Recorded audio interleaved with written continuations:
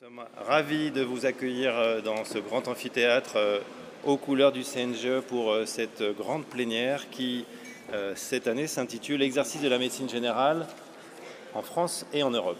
Parce que dans un moment où chaque État a tendance peut-être à se centrer, avec peur et inquiétude parfois sur lui-même, on s'est dit que ça serait peut-être une bonne chose de regarder un petit peu autour vers les pays qui nous environnent. Et pour commencer cette plénière, peut-être vous raconter une histoire. L'histoire de Patrick. Patrick, c'est un homme de 70 ans qui vit en France, près de Strasbourg, et qui, après la Corse, a une passion, c'est son jardin. Patrick, il est à la retraite, il n'est pas en très mauvaise santé, pour autant il souffre d'un diabète de type 2 et d'hypertension. Parfois il se plaint de fatigue, il a des douleurs dans les pieds, et il n'est pas toujours facile pour lui de savoir quoi manger parce que, reconnaissons-le, il est gourmand. Patrick, compte tenu des problèmes de santé qu'il a, il est suivi par Julie, sa médecin généraliste.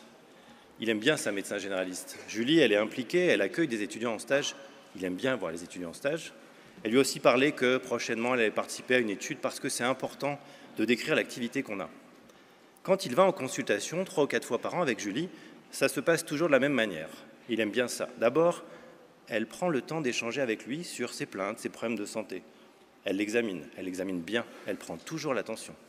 Elle regarde souvent ses pieds, elle l'encourage, même quand les résultats de la prise de sang ne sont pas très bons. Mais docteur, il y a eu les fêtes. En tout cas, elle lui suggère des conseils, elle lui donne des idées pour améliorer finalement sa manière de prendre soin de lui. Et à la fin, elle renouvelle le traitement en lui expliquant et lui en prodiguant des conseils. Patrick, il est pris en charge par Julie, mais il est également pris en charge au sein de la maison de santé par d'autres professionnels. Il y a Cédric, le pédicure, qui s'occupe, comme il le lui dit si bien, de la santé de ses pieds. Il y a Racha, la pharmacienne, qui lui prodigue des conseils quand elle renouvelle les traitements. Il y a Catherine, la diététicienne, qui lui donne des conseils. Et il l'a invité à venir à des cours de cuisine pour faire des desserts un peu moins caloriques. Et puis il y a Xavier, le kinésithérapeute, qui l'a pris en charge lorsqu'il s'était cassé la jambe et qu'il avait réduit ses activités. Patrick, il dit souvent que sa santé, pour lui, c'est comme quand il est en voiture. C'est lui qui conduit, c'est lui qui tient le volant, mais il a besoin de copilotes et les professionnels de santé le guident. Patrick, il a cotisé toute sa vie à l'assurance maladie. Il a une mutuelle, mais heureusement, le diabète est pris en charge à 100% dans le cadre d'une affection longue durée.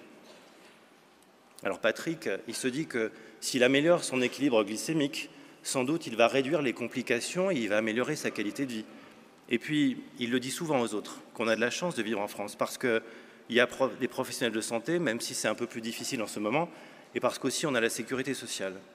Mais il se pose la question parfois, et si j'habitais ailleurs en Europe, en Suisse, en Belgique, en Angleterre, au Royaume-Uni, comment ça se passerait?